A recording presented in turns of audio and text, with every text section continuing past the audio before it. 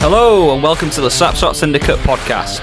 Be sure to subscribe for more content, and whilst you're at it, go and follow our social media pages. They're on screen now. Now, on to the episode. Hello and welcome to another episode of the Slapshot Syndicate. Another week into the season, lads. The fun and games are heating up. Some big results. Absolutely. Some entertainment, and some teams going into this shorter than anything I've ever seen in my life. So, we'll start off the episode bright and happy. And what did you make of this weekend?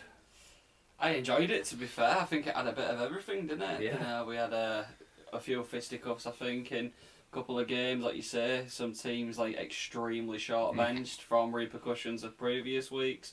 Some interesting results from teams that you'd have expected to probably win, but didn't come to fruition. And we can get into the Seahawks stuff. So.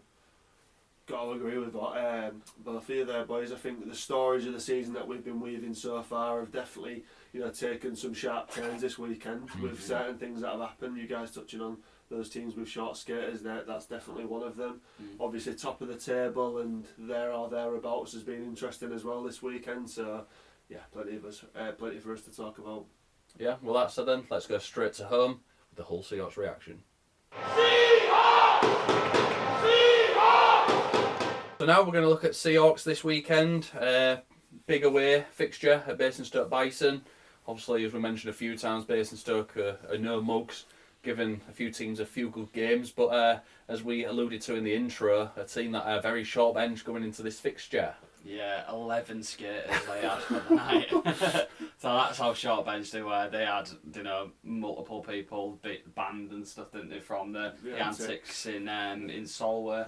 So, I think going into this game, our confidence was probably quite high, to say the least, and we needed the points. Obviously, we had a really tough game coming up on the Sunday, so we did really need the points. And the game itself, I don't know if either of you watched it. I didn't catch it. You was the sole survivor on this one. Yeah, so I watched it, and to be honest with you, did what it said on the tin for me. You'd expect Seahawks to come out and take complete control of the game, and that's exactly what they did. I look on the sort of possession stats there, which I'd imagine would be, if there was either be heavily in Seahawks' favour, because it did seem like Bison just didn't really get a look. Trying to hold out. Every sort of opportunity they got was sort of a counter, just trying to create little chances and stuff. Obviously we had 41 shots against their 28, but I did feel a little bit bad for them. I think they put up a good show of themselves, to only hold us to 5, and I know it's 5-1's quite a big scoreline. In a normal game you'd be like, they've just done them over, but when you've only got 11 skaters and essentially just putting on two lines, that's really really tough ask. So I think they did alright for themselves, but we just came out and took it to them. Really got likes of Emmy on a hat trick, which I think was big for him, but also as time went on, it was getting more and more difficult to keep him at bay. He got his first in 16 minutes in, so from there he sort of flourished. But all in all, quite a good performance from us, I'd say. I think the energy was there on this night. Had Bison had a full roster, I'm not sure the story would have been that way, but it'd have been a good game. Yeah, I'll tell you that for free. But all in all, we needed to go and get the points, and that's what we did. So quite happy man on Saturday. Can imagine. So as you did say there, 5-1, Seahawks taking that. Sweat getting a hat trick and an assist, so he ended up with 4 points on the night. And Chamberlain also chipping in, getting 3 or 4 points on the night as well. So that was massive. So the big players coming in when we needed it. Yeah. Just seemed a bit more of a, no disrespect, but a formality really. It was, at face value when we predicted it, we said, if they end up with, a load of suspensions, it could really be a really torrid game for them, and it proved it really. Dots went pretty ham on them, didn't they? But both teams as well, actually. Solway were in the same boat. Not as many as the Bison as well, obviously, but we've all seen the videos, haven't we? And it was, there was always going to be massive suspensions handed out there. But No, I agree with what both of you are saying there. It's a really hard place to go to Basingstoke, regardless of how many skaters and things like that you've got. So this is actually a really positive result. I think if you went into this weekend saying, you know, you're going to get 2 points, you'd probably have thought, well, is it going to be Basingstoke? If they had a full team, you'd have thought, is it going to be Basingstoke at home or is it going to be Swindon at our place? Yeah. You know, because Basingstoke are a real tough place to go. I imagine Max Wright had a bit of a worldie game. Yeah, Max Wright, I mean, you know what he's about. He's a good netty, and he was, you know, keeping us at bay. Obviously, to concede 5 out of 41 shots with a tired defence in front of you is a tough ask. But it was positive for us. On a not so positive note, though, we did get what looks to be quite a bad injury for Brock Bartholomew, unfortunately, or fortunately, whichever way you look at it. It wasn't caught on camera, so I didn't see exactly what had gone on. I just heard the commentator said, you know, he was gingerly going off to the bench, and he looked like it had a lot of discomfort, and he didn't sit on the bench. He was straight into the dressing room to get assessed. So looks like a shoulder injury. I've spoken to a fan that went to the game, and they mentioned, I think it was that him and Brock went shoulder to shoulder. He just took a weird hit, and I don't know whether Brock's bumped into the boards, but I think you said when he came back onto the stream, he went quite gingerly over to the Seahawks bench, didn't he? But obviously we saw that he didn't play on Sunday. Obviously we'll get into Sunday in a little bit, but yeah, it's a concerning one, isn't it? You know, it's obviously Matty came out on the night with that interview in Basingstoke. And he said it obviously took the shine off the game because it doesn't look good. Obviously, we as fans don't know what that means, but you know, when Brock was coming into some form as he was, it's a massive, massive hit to take at this point in the season. I was just going to say that it's a really critical point in the season as well. You know, you've got that thing of there's not that many weeks left of the season, so an injury like this can almost be season defining for you. 8 weeks. Yeah, that's what I mean. It's a difference between you know, staying in the roster and not. We don't know what that recovery time's going to be on there, and even if they said 6 weeks, which seems to be pretty standard for most things, doesn't it? If you could recover in 6 weeks, is he going to be able to get back on the ice in time for get back to the standard that he plays at now? Exactly, which is a really difficult one. It's one thing, you know, getting to a point where you've healed, and it's another thing being able to get on the ice and take it in again. Yeah, that's it. It's having that confidence in it. It's like when you have those impacts against, like, oh, am I going to be strong enough to take this? And you just never know. And then you get the instance where it might not heal right. And Brock's played for us this season, and he also played the season before. He was never really a player who got a lot of injuries, was he? He never really missed a game, so I can imagine that's a little bit awkward for him as well, like where to place him. One positive though from this game that I was wanting to touch on before we move on. Jack Musso getting the opening goal. He obviously signed out at Christmas. I know Matty was pretty high on him. What he's saying, like, this guy's is the real deal, and obviously his CV says so. He's played in America. He's played in the Elite League obviously as well, but he hasn't played for a few years. Seems to be growing into his role a little bit on that third line, like a third line mainstay, would you say? Yeah, I would say so. Correct me if I'm wrong. I think this is his second goal since he's been with the Seahawks, which I think you could tell. You know, his first game there was a lot of rust to shake off. You know, they probably struggled to keep up with the intensity of play. And leads us his first game. Baptism of fire a bit, wasn't it? Grim, man. Yeah, but it does. He seems to be there or thereabouts now, doesn't he? Whether his fitness, his agility on the ice, and he's clearly getting a bit of chemistry with the lads and reaping up a few rewards there. So. Yeah, I'm quite happy with him. Yeah, definitely. It was in a situation where we was down a few players, like obviously Deck Jones out for the rest of the season, who arguably is a big miss because of what he brings on the ice in terms of his physicality and things like that. We needed somebody who wasn't, you know, quite small and whippy and stuff like that. You know, someone who's going to be, you know, more defensive minded maybe, but. Yeah, I think that's quite good for most, isn't it? Yeah, I think it's also worth noting, obviously, we've obviously signed another new player as well, haven't we? So it's Hartman. Yeah, Hartman coming through the door, so that's another big addition, and it seems like we're trying to just pick up players where we can at the moment, knowing full well that these last 8 weeks before playoffs are going to be probably the toughest of the season so far. Yeah, it's quite a pivotal time for us, isn't it? You know, for where we are in the standings, and to be able to sort of build that momentum as we come into playoffs. Everyone knows what's at stake. I don't think we need to state the obvious. We know that things when they look good, they look really good. When they look bad, it's a bit of a head scratcher. But this is really now the time where we have to start building that momentum and showing what we're about in it. So just coming back onto the Bartholomew now, what we do with this news, or depending on what the assessment is also going to be quite big for us, because is a big import, and that knocks us back down to 3 imports currently. Yeah, I mean it's an odd one. How many teams we're seeing this season where they've had to let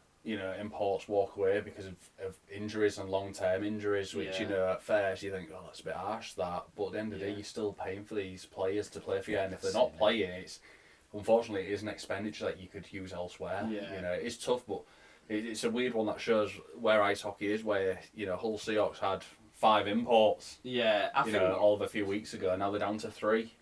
I think to that point, like Brock knows, and I think it's something you don't need to say out loud, that he's always got a home here in Hull. We love him. The coach loves him, and he would be. But like you say, that unfortunately, if he's injured, that's not going to get us to the end of the season.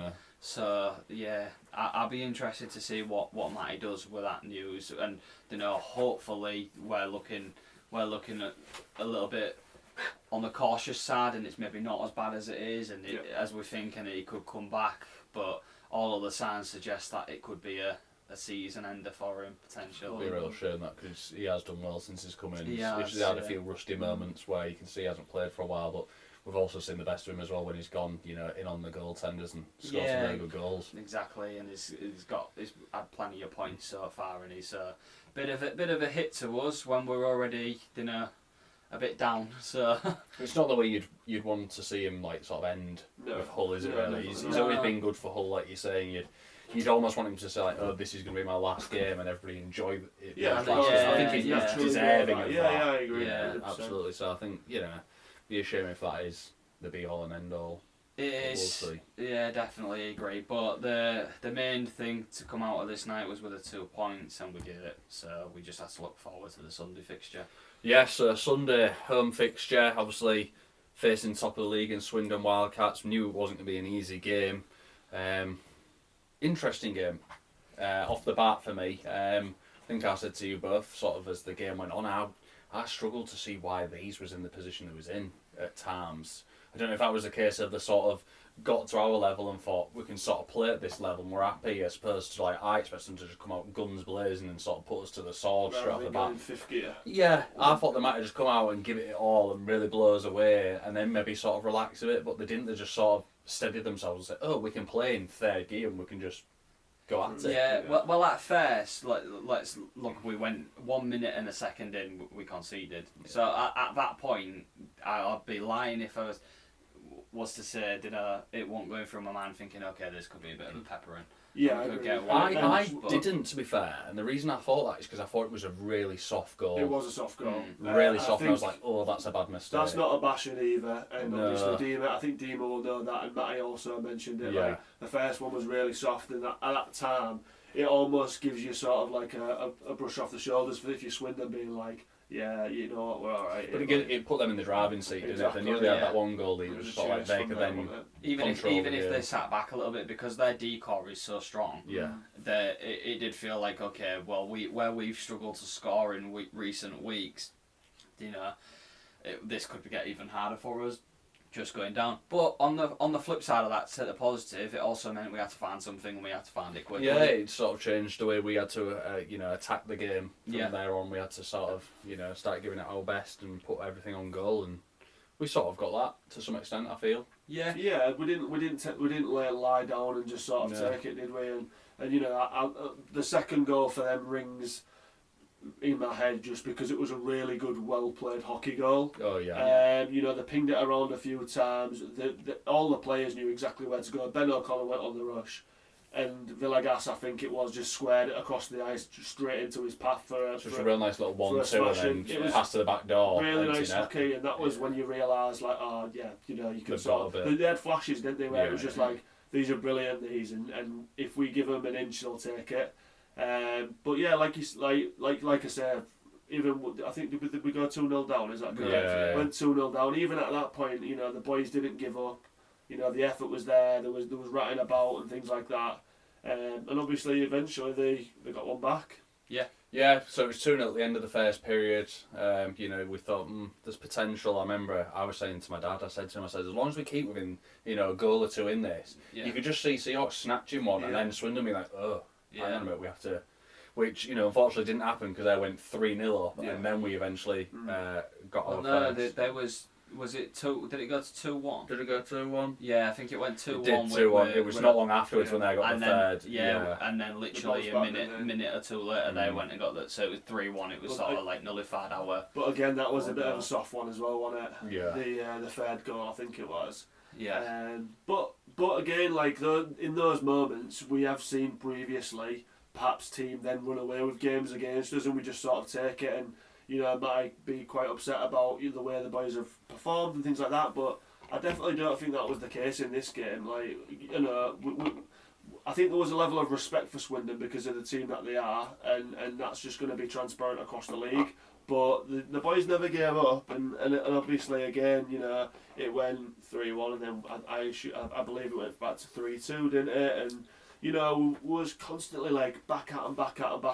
You had to appreciate the effort that the boys were putting in. Yeah, I mean, when you look at the overall scoreline for those who haven't seen it, it ended 4-3 to the Swindon Wildcats. So I do think that was probably an accurate reflection of the game. In fairness, I don't think they deserved to win. Oh no. By a bigger scoreline. No, obviously it was 4-2 on it, and then we scored about 5 seconds left to make it 4-3. It made it look a bit tighter than probably what it was, to be fair. It was a fair reflection for Swindon, and I think most of all for Swindon, it was sort of, we haven't seen them live in person since the opening weekend, have we? Yeah. And we see them every week, and we see them grind these results out, but I think this result this weekend sort of showed us what they can do, and I think you hit the nail on the head as where you said they didn't have to go like... The previous week they put 10 past Telford. They didn't have to go in that avenue. They just need. It's sort of like come in, get the 2 points, get out, and that's all you need to do when you're on when you're on the road, and they consistently do that. And obviously, you know, the Link's probably one of the hardest places to go to get points. So because of that combination, you know, they're looking really well for the end of the season. Yeah, and I think 2 of their goals you've sort of alluded to and been a bit soft, and I think they were probably mistakes for us. One of them was an overcommitment by the D, I think, where they just managed to be able to get round the back, and then the other one was really just not keeping the player away from the netty. On the power play. Yeah, where was that? He was right in front of Dima, wasn't he? And he just levered.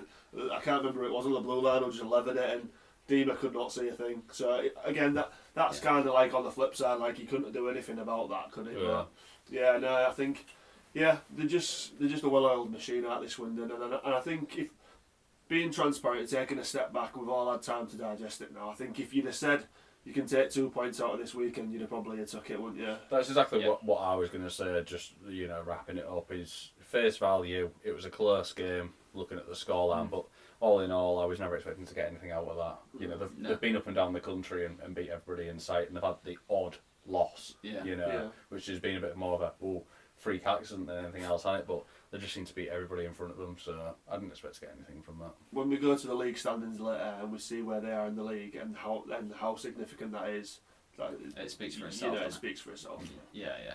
All in all, though, fair weekend for the Seahawks. Thing, come away with 2 points. That's what we would have wanted out of that. So yeah, absolutely, I agree. I think, you know, we just need to start turning these performances into full-fledged 60 minutes. Start getting more wins as we go towards the playoffs. But it is good to see that a top team can come into Hull and they do struggle a bit, and it's not all given straight from the off. And that was without Bartholomew, let's remember as well. So hopefully, you know, touch wood, obviously Bart can make a return. But, you know, Matty touched on the interview on the night, didn't he? He said that we can't play the rest of the season without 3 imports. Three imports.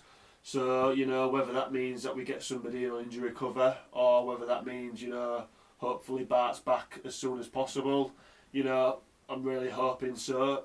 The one question for me, which keeps raising in my head since I watched Matty's interview there, is, you know, where's the list of these readily available, you know, players? I know there was a temporary stoppage in the ECHL, which is why Villegas signed for Swindon but I don't know whether they're back up playing now. And it's having the contacts and these players there are available and things like that. Like it's as if and also like if we're going down the same avenue as now, it's the forwards. There's probably more forwards. Well, there's obviously more forwards available out there than D-men.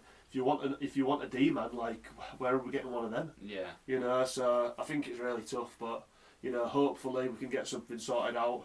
Hopefully, obviously, Bart's not as bad as we expect, and hopefully for the next few weeks we can sort of, I don't know, come up with some adjustment. And I do agree with Mike. I think it would be almost suicidal. It'd be detrimental for us to not get an import if that's how it's looking. 100%. So we'll see. In Matty we trust. I'm sure he's already got things in motion, been on the blower to a few people or whatever, and we've just got to sit back and see what happens. Yeah, absolutely. Yeah, I agree. Well, I won't leave it to any more than that then, fellas. That's Seahawks reaction this week.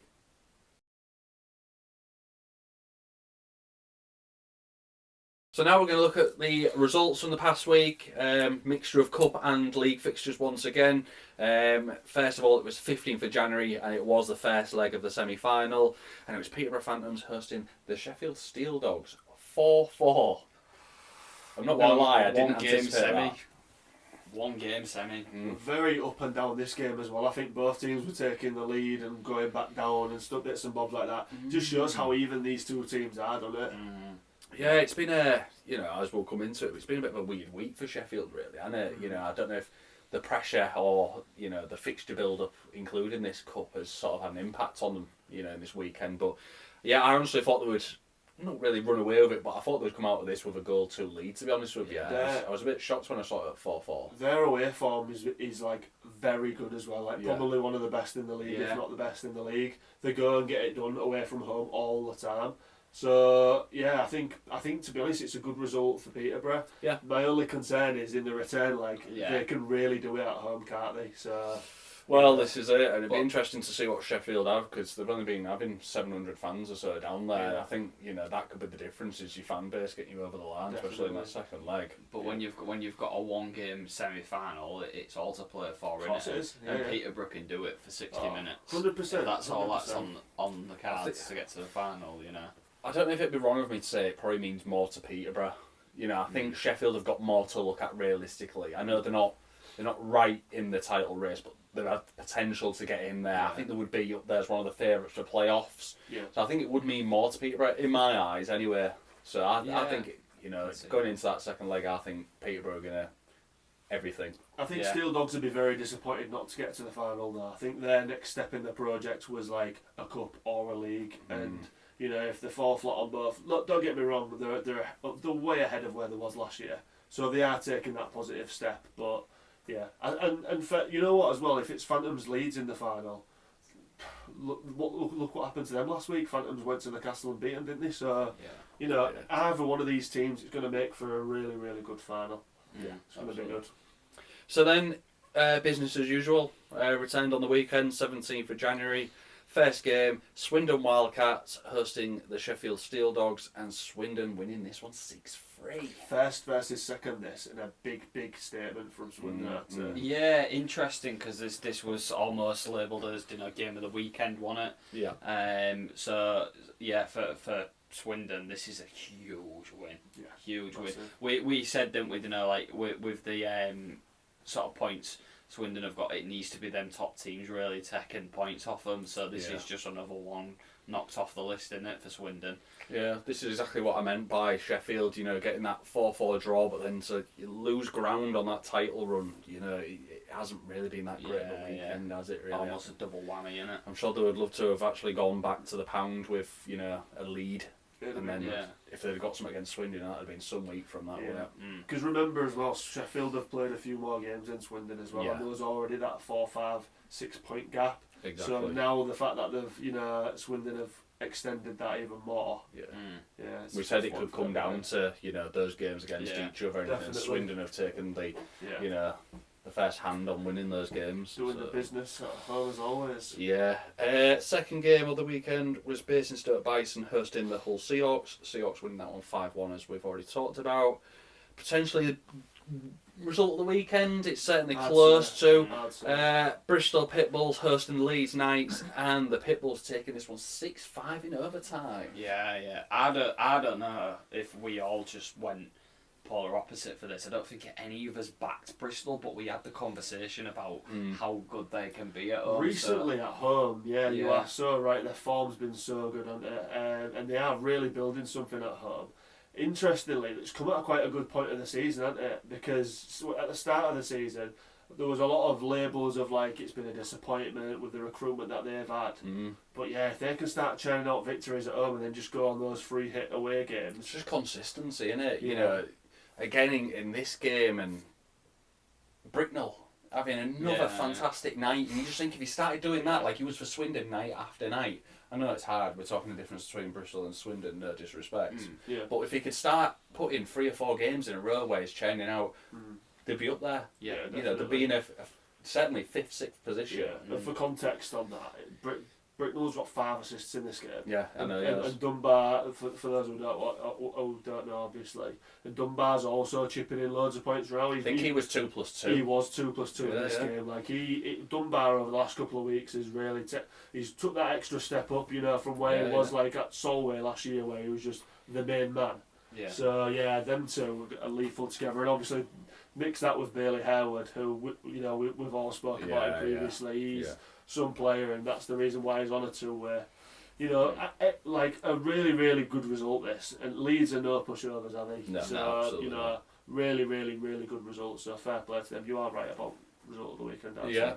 Closely followed by Solway Sharks hosting the Milton Keynes Lightning, and Solway taking this one 5-4. This is a great result for them. As we mentioned, obviously with the suspensions as well. Short bench. They didn't have Ollie Arsenault for this game, who was one of their main players, didn't he? Top D man. Yeah, massive result. I think Geordie Marr got the man of the match in this game as well. That's class, though. He's coming into some real, like, really good form. He's just finding these performances out of nowhere, isn't he? And the usual boys, Yantis and Stewie and those people chipping in. Stewie got his 50th point as well this weekend, didn't he? Against us, like in a struggling Solway team. Let's not be disrespect, like no disrespect to Solway, but you know there was even times at points in the season where they were saying, "Oh, we're struggling," you know, going forward. So the fact that he's got 50 points is admirable, really, for Stewie. He's 50 and 35, something like that. Yeah, he's not a bad return at all. He's having a really good season, Stewie. He needs more credit than he deserves. Than he's getting, at the moment. Really good player. I like him. Class. And the final game on Saturday, Telford Tigers hosting the Peterborough Phantoms, and the Phantoms taking it 4-3 in overtime. Yeah, this is a very interesting result. We see this, don't we, with Peterborough? See, they come into a bit of form, they nick results off everybody, and then they sort of drop off again a little bit, but then, lo and behold, they come back again. Yeah. First line fever, innit? Yeah. First line fever is infectious. It's really hard to go to the jungle and get a win. Yeah, because Telford can go and just batter teams. Yeah. Don't matter who they are. They don't. They've been in good form as well, Telford, recently. You know. If you look at the last 15 games for Telford, they probably only got about 3 losses, 4 losses. They've done really well. They're putting up big numbers as well. Absolutely, That's a main point. But you know, Peterborough just. I wouldn't like to be Sheffield playing Peterborough going into this Wednesday, because they'll be like really, really high on confidence after this weekend. Yeah. It's not massive travel either from Peterborough to Sheffield, so that negates that sort of, they've got to come big travel down here on Wednesday night. It's not that far. 60, 70 miles. Yeah, it's about an hour at best, hour and a half, if that. Yeah, not bad. So it'll be interesting. So then moving on to Sunday, the first game of the night, Leeds Knights hosting the Bristol Pitbulls, and service resumed. Leeds sort of put themselves, back in where they should be, winning 5-2 on this one. But a lot of fans are saying that loss on the Saturday has probably cost them the title chase. I wouldn't disagree, to be honest with you. I mean, we've still got a fair few games, haven't we? Yeah. But and we've seen stranger things happen. But when you look just at numbers and think about what's in front of them, you could definitely say they had that sort of weird. What's happened there? And it seems to be happening a bit more regularly now. Maybe once every 6 weeks where they have a result and you're like, that's not good. Yeah. And they do recover like this on the home game, but you think, well, the damage is already done. It's exactly. It was sort of a must-win weekend for both games on it. It's really hard to see Swindon now drop that many games for them to get back into it. Yeah. And Sheffield, like the gap's bridging a lot. Yeah. It's a bit of a tricky one, that. So the next game, Solway Sharks hosting Milton Keynes in part of that double header, but the Milton Keynes taking this one 5-4 in overtime this time. So 3 points for Solway. Big that. Yeah, result flipped as well from the Saturday night. Yeah, but like it went to overtime instead of just out and out 5-4 this time. So tighter game, some would say, if it's gone to overtime like that. Yeah, I think it's 9 points out of the last 10 for Solway now, or 7 out of the last 8, which isn't too bad, is it? Double home game for Solway as well against MK, which I'm sure would have been in MK's the back of their mind, not necessarily having a great away form at the moment. So definitely, I think for them, you can almost be just as disappointed as you can happy to come away with half the points, because it's Milton Keynes Lightning. You'd want to go away to Solway, and last season you'd be like 4 points. So yeah, big time. This season's a different kettle of fish, so to split the points with them and take away the 2. I think you've got to be relatively happy as a Milton Keynes Lightning fan, just on the face value. Yeah, but big 3 points for Solway. I think that's massive. Yeah, huge for them. Yeah. Romford Raiders hosting the Telford Tigers. Raiders taking this one 4-1. Only game of the weekend for Raiders, this. But they're doing it again, where they're hard to predict at home. Yeah. Telford must have been thinking, right, we need to sort out the night before and get ourselves back in a good place. And it hasn't come again. No, I know. Cole CC's had a big night again. 97% save percentage. I had a quick look at this because I thought, let me have a look at this. Like, this was last night as well, but I think he's had a big game, and they're such a weird team to predict. Bristol and Romford at the minute. It's just, you cannot predict it. It's just to roll the dice and hope it lands on even, isn't it? Absolutely, It's mad. It really fair is. play to them though, it's a big win that. Yeah, Telford and no mugs, so that's a good win. Hull Seahawks hosting the Swindon Wildcats. Swindon taking this one 4-3. Obviously, we've talked about the importance of that for Swindon, obviously with Sheffield and Leeds having a bit of a stuttering weekend, so just eking that one out against Hull, it might just turn out to be massive in the end. We'll find out, won't we, as the season comes to a close. And Peterborough Phantoms hosting the Basingstoke Bison, and Peterborough taking this one 5-3. So all in all, it's technically not 6 point week, but they haven't been beaten. 3 games. Yeah, they haven't been beaten in a week. 3 games in 4 days, 3 wins.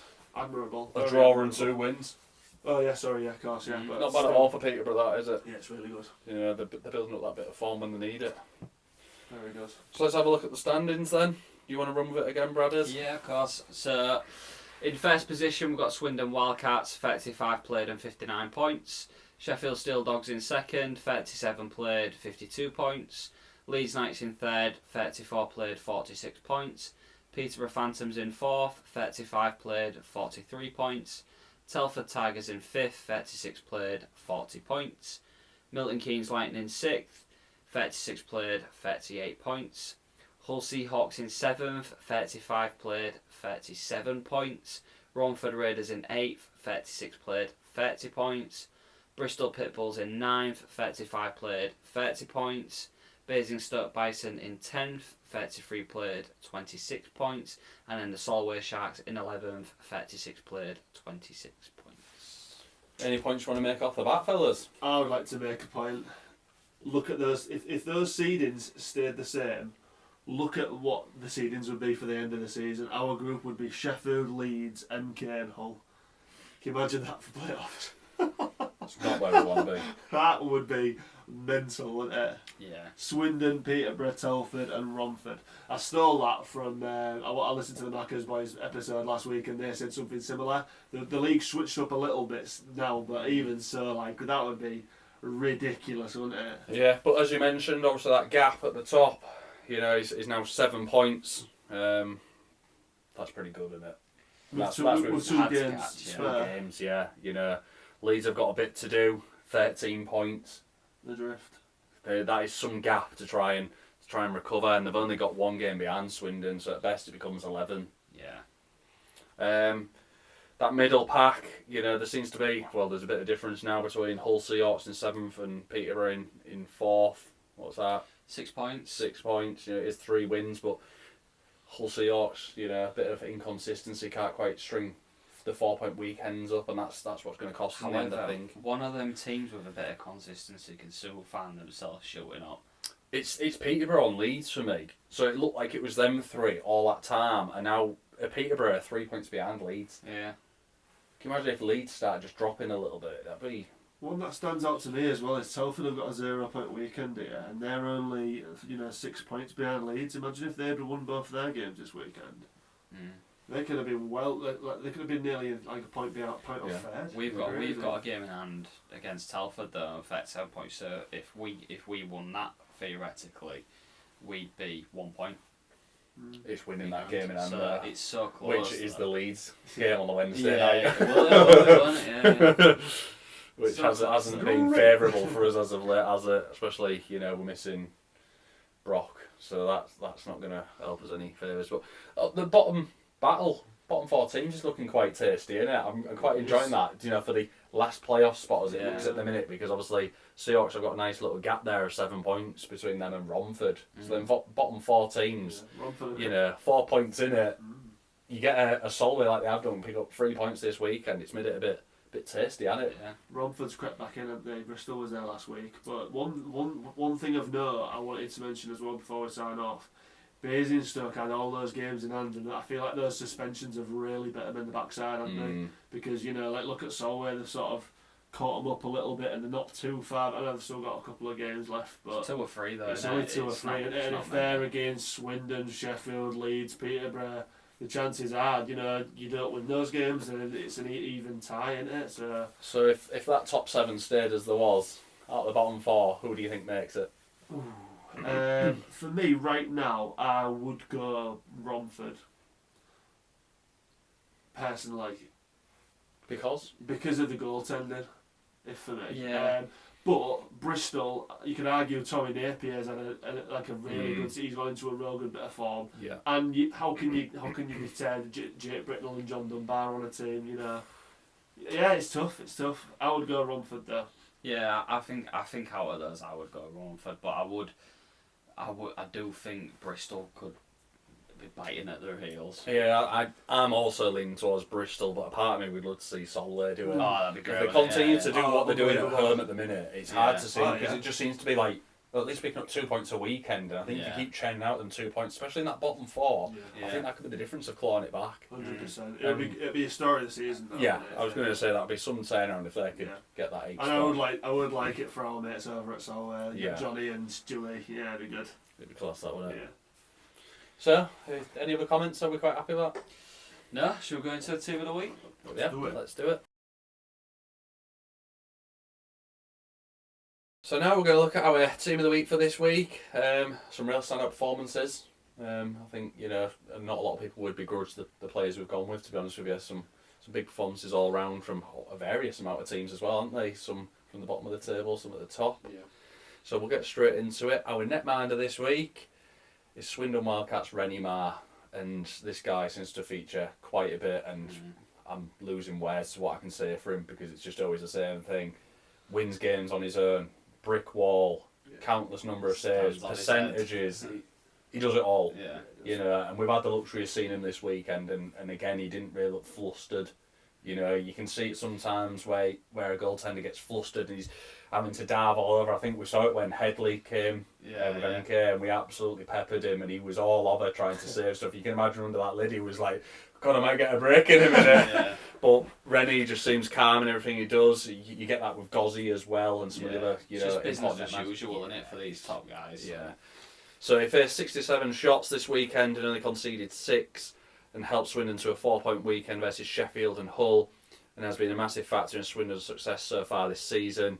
And this weekend, 91% save percent. Yeah. Against Sheffield and Hull, that's you've got Hull, who are probably one of the biggest shooters in the team offensively, and then you've got Sheffield with the quality in there. That's good. Okay, so our first defenceman in this week's team of the week is Swindon Wildcats Ryan Wells. We've talked about Wellsy for on multiple occasions, and he is arguably, or for the most part, I think the best defenceman in the league currently. Probably closely contended by Brock Bartholomew, which we know has got an injury, but he contributes offensively and defensively, and he's done just that again this weekend. Scored a goal and assisted twice in that top of the table class against Sheffield. and put a very, very solid defensive performance away to Hull last night on Sunday, which is obviously a notoriously difficult place to travel to for some teams, and yeah, just overall helped grind out them additional 2 points, so help build on a 4-point weekend. Yeah, big credit to him. Can't speak more about Walsey really. So the next player, we have based this just on this weekend, but I'm sure that he will have been effective earlier in the week as well. But we've gone with a Peterborough Phantom, and we have gone for Brad Bowering. So it's a 4-point weekend for the Phantoms, but it was also a 4-point weekend for Brad. As he, first of all, he only conceded 6 goals this weekend. The Phantoms in general, which is really good. And then he got 1 assist on Saturday versus Telford, and 3 assists on Sunday against Basingstoke. Brad's one that he has been in our team the week before. He can chip in with points, and I think when you've got that Brit defenceman who can do that, he can also back himself up as well. He's not shy of a fight and getting involved with for his mates. He's just the kind of player that you want on your team, really. Yeah. So looking into our forwards then, our first forward is a Bristol Pitbull player, and I think we could have gone for a few here. It could have been Johnny D, but instead it's gone to the main man, Jake the Snake Bricknell. We're bringing that back. Jake the Snake. So Jake driving force of Bristol's big win with 5 assists on Saturday, including a 2nd assist in the overtime winner. Scored and assisted for both of Bristol's goals away to Leeds on Sunday night. 7 points overall this weekend. He's now got 63 in 35 games. Ridiculous. You know, this is a top player. You can see why, you know, back in Coventry last year, people were saying like, "Oh, Bristol are spending the money to get him in," and you can see why when he's doing this. You know, I mentioned in the results segment that if he could do this week in, week out, a bit like he was for Swindon, he'd be then picked up again by somebody. I think it wouldn't surprise me if somebody like a Leeds came and was like, "We need that firepower." As much as they've got firepower, it seems a little disjointed and, you know, a bit out there at the minute. Whereas you got somebody like that, you can just see he loves to score. Yeah, definitely. He's unreal. Okay, so our next forward is a Peterborough Phantom, and it is the captain, Luke Ferrara. He's leaded them to another 4-point weekend, a massive 4-point weekend as well for him.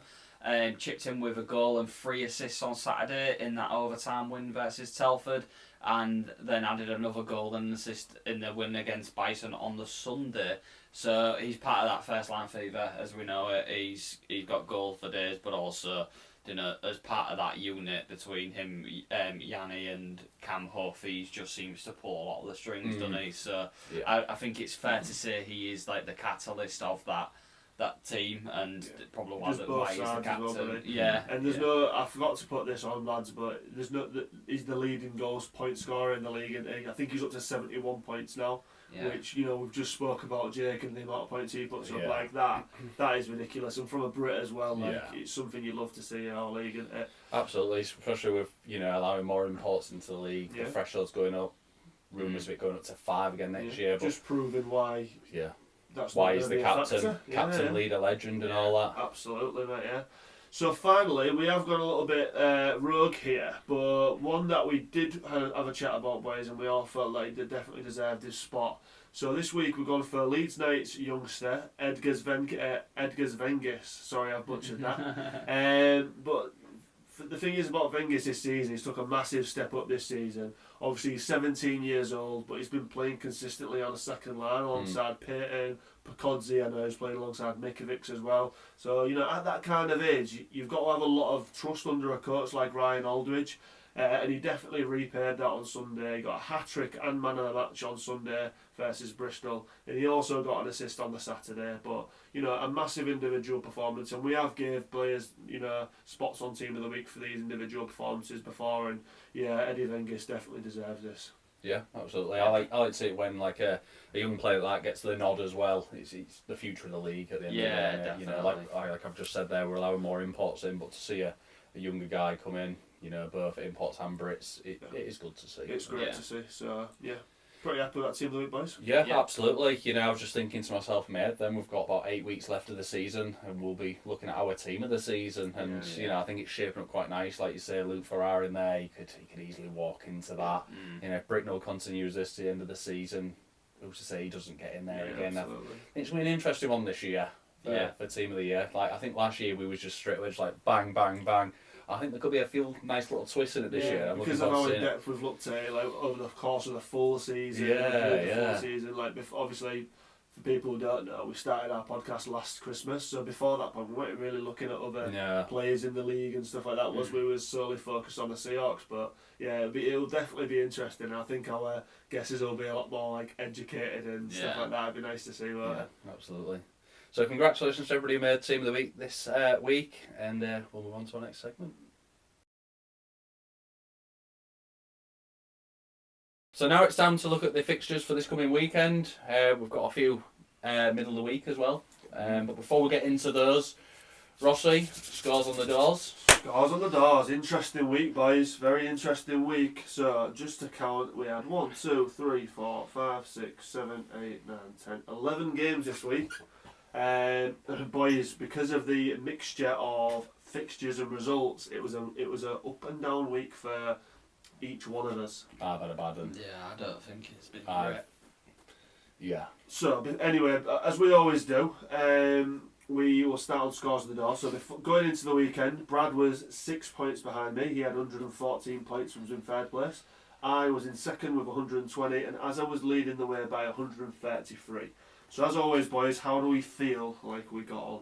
I think I'm bottom this week, and I know I've said that a few times, but I genuinely do. Just looking on a few of them, I thought, yeah, that's got away from me, that. Yeah, like I say, I feel the same, like the Bristol game, for example, and I don't know, just not overly confident. The Leeds one is the one where I was like, oh no. I'd be interested to see if any of us picked a correct score, because I know, like, with the Swindon Hull game, we all went, like, we knew it was going to be quite a close game, but I think we probably went a bit high scoring than that. Yeah, well, I mean, the thing you've got to remember as well, boys, is did we all follow those games? So, like Bristol, for example, we probably all went Leeds. I think the Solway one, I think we went for a Solway, but then MK away, and I think you went wholeheartedly MK. Yeah, so, anyway, let's get into it. So, one of us got 6 points this week.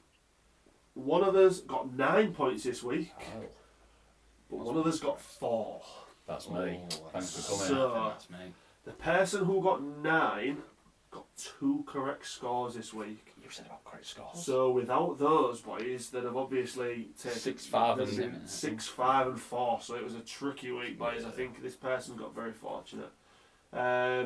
Anyway, so we'll start from the bottom.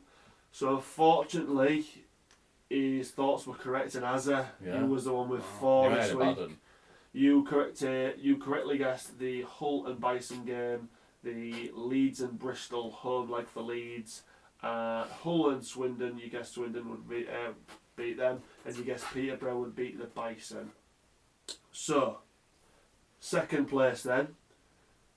This person got 6 correct results, to be fair, so that's not bad, that's over 50% obviously. The person who got 2 correct scores only correctly guessed 5 games. It was just the correct scores, that's put some up.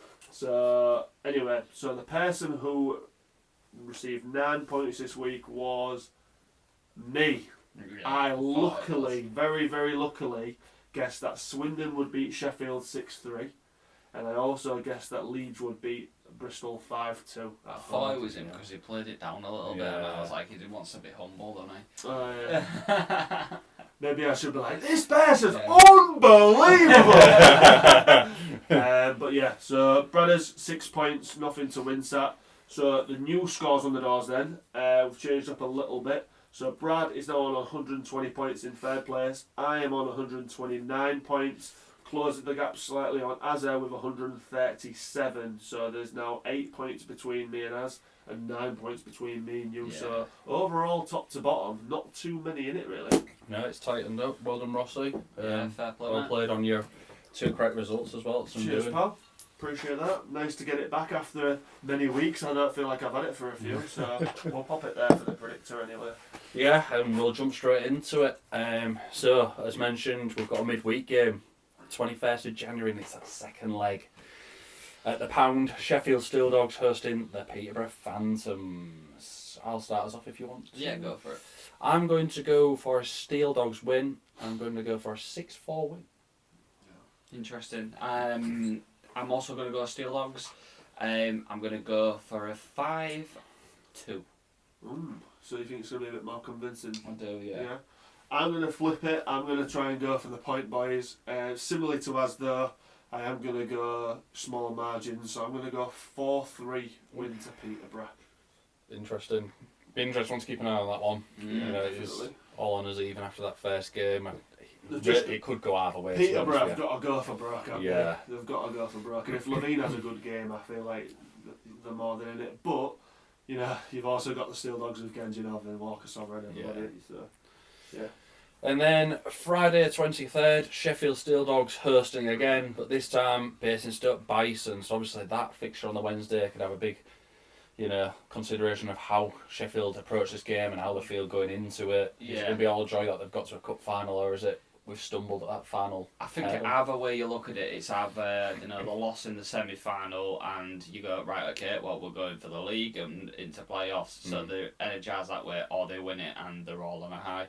So I'll go first. I'm going to go Sheffield Steel Dogs 6-3.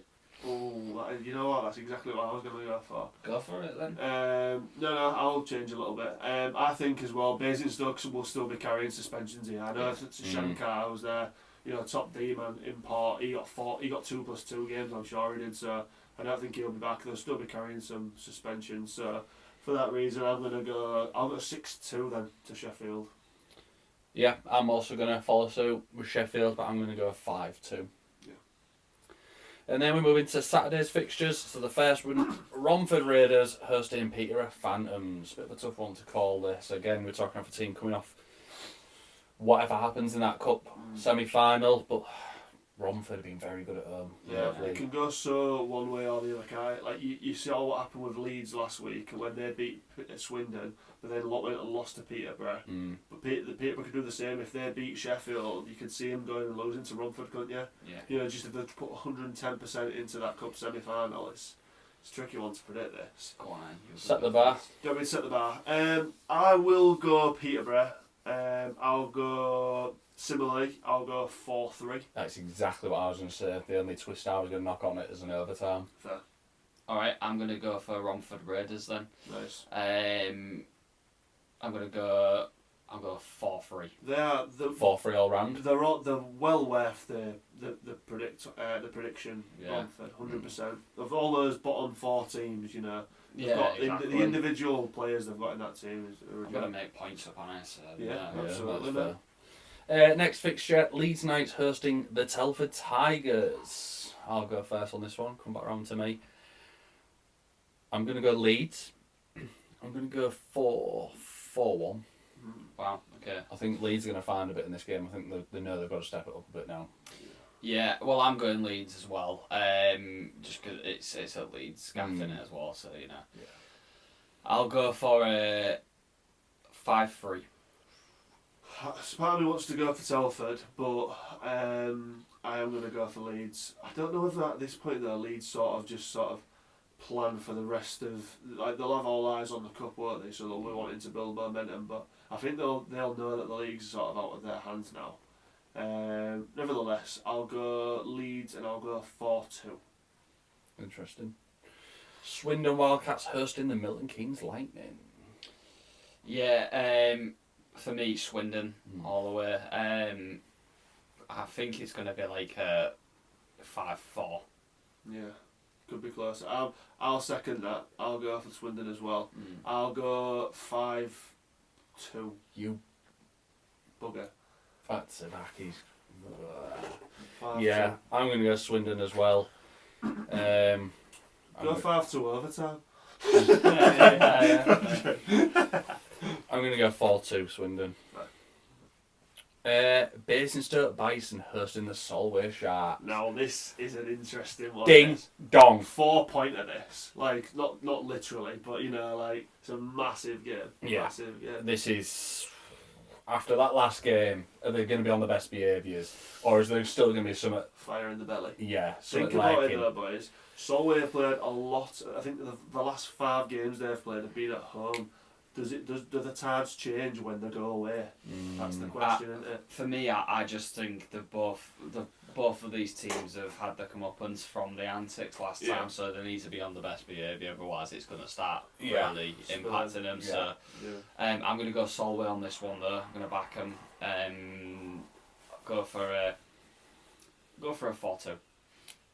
Yeah, I'm also going to go Solway. I can't not pass by Stewie, Yanksis. You know, them are the boys for me. I'm going to go for a 5-3 Solway. Ha! Got him. Dang it. Yeah, tricky one, isn't it? I'll go... What did you go for?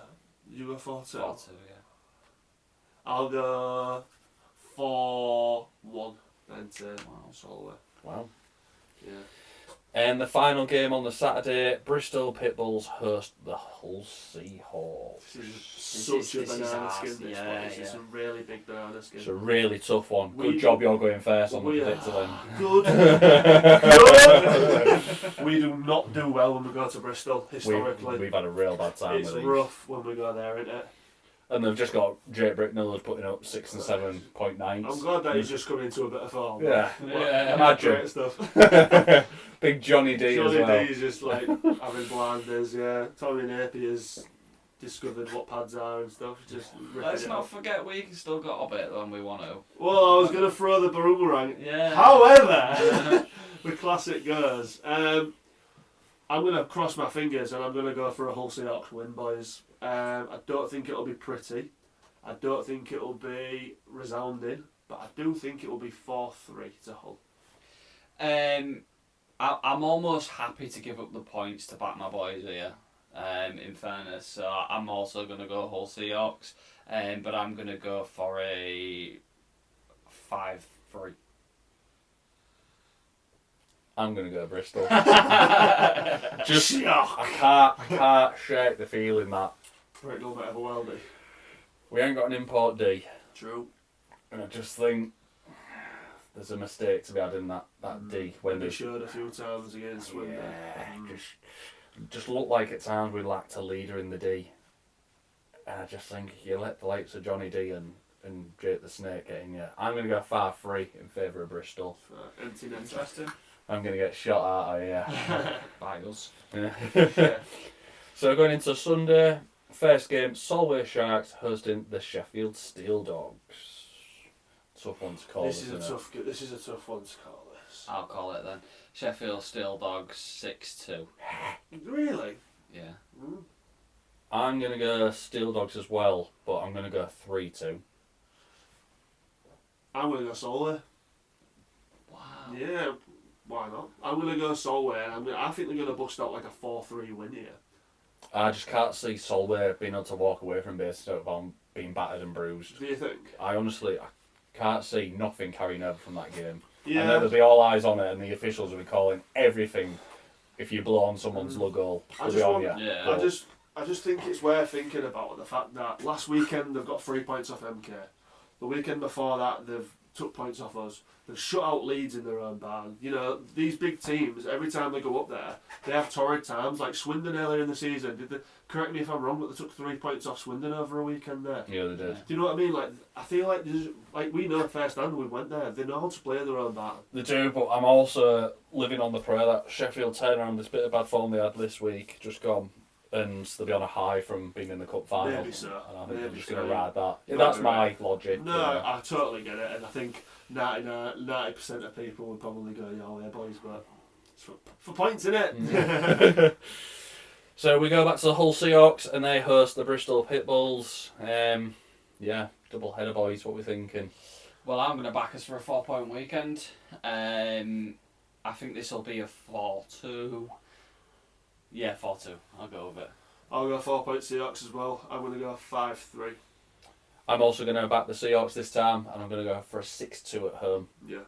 I think we might get beat on the Saturday away, but I think Matty's going to absolutely whip them, and I think the Sunday will be a complete different game. Want to throw one out there? Do you think we'll have news regarding an import by that point? Yeah, Potentially, yeah. I do. Interesting.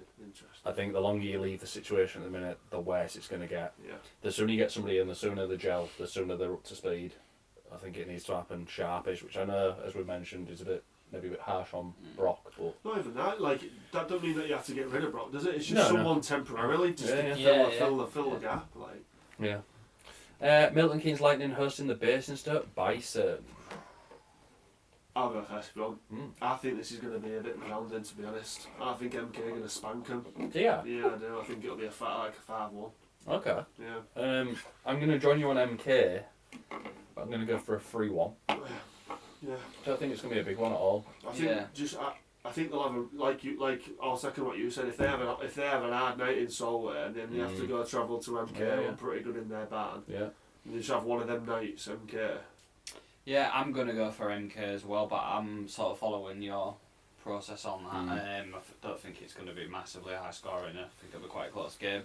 I'm going to go for a 4-2.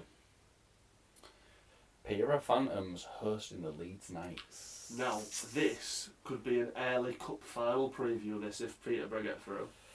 I'm going to go Peterborough Phantoms, and I'm going to go for 5-3. Oh my god! What's the matter, Rossy? Was you going to say that? Nothing! Yeah, I was, yeah. Was you Literally that, yeah, I was going to go that. I'll go Peterborough Phantoms 5-4 then. He's going Leeds. I will do, yeah. I was going to go Peterborough, but Was ya? yeah, seeing as you two That's- have gone. That's interesting though, that all three of us was going to go straight for Yeah. Peterborough there. Yeah, I just feel like if you two have gone Peterborough, why not take a chance? Why would you have gone on for Leeds? Peterborough?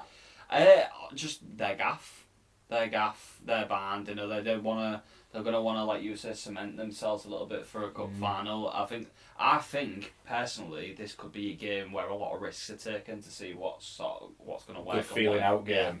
Yeah, good feeling out game. But I'll go for Leeds, and I'll go for a 5-4. Could be a good watch. Could be a good watch that. Good game, that. The final game then, and it is Telford Tigers hosting the Swindon Wildcats. In the 79th El Kitico of the season. It seems like these two play each other every other week, doesn't it? We'll see you in 2 weeks. Just pen it in every month. Can we book another one in? Yeah. Alright, sweet. This is interesting because obviously we know what happened. I think it was last time these two sort of met. Was this the 9-1 or whatever it was? 10-1. Are we going to get anything like that again, or are lessons going to be learned? That is the big question. Don't think it would be that high scoring, if I'm honest. I think it'll be more respectful, but I do think Swindon are going to win. So for that reason, I'm going to go 4-2 Swindon. You mother trucker. I'm also going to go Swindon. I just feel like it'd be really difficult to bet against them. I'll go for a 3-1. I would go Swindon, but this might be my chuck it to the wind and see Wow, what happens. I'm going to go for a Telford 3-2, Nice, like that. just to throw against Right. the grain. Like And I it. think there's a chance it could happen, to be honest. So yeah, you Yeah. never know what Telford you're going to get. If Telford turn up and my best mate Tomo turns up, Yeah, Yeah. it's all going to go wrong for Swindon. Agreed. very true. Well, that wraps up then, fellas. Yeah. Another episode in the bag. I think, it's worth mentioning our next episode is our milestone, It is. Big 50. half century. Yeah. Mad, ain't it? Very exciting, boys. Very good. Yeah.